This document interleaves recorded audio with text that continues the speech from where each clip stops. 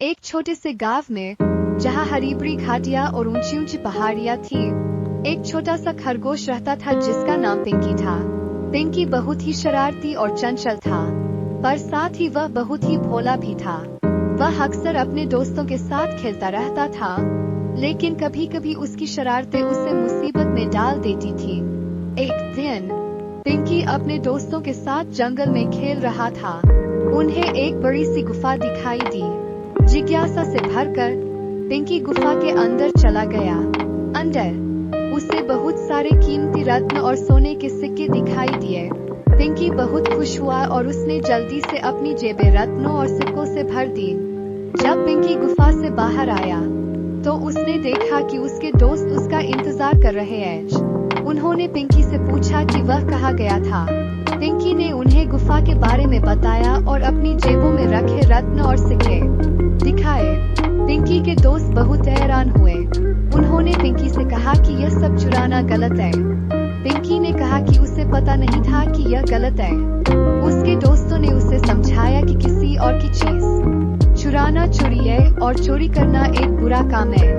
पिंकी को अपने दोस्तों की बात समझ आ गई। उसे एहसास हुआ कि उसने गलती की है। वह बहुत शर्मिंदा हुआ और उसने अपने दोस्तों से माफी मांगी। पिंकी ने तुरंत गुफा में वापस जाकर सभी रत्न और सिक्के वापस रख दिए।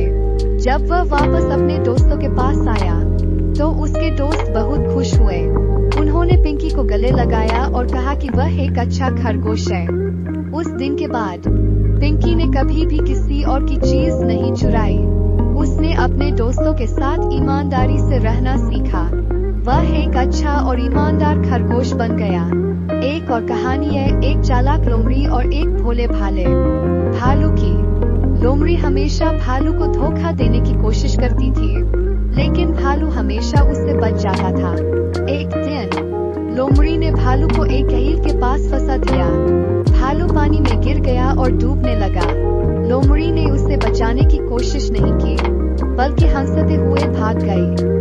लेकिन तभी एक बड़ा सा शेर आया और लोमड़ी पर हमला कर दिया।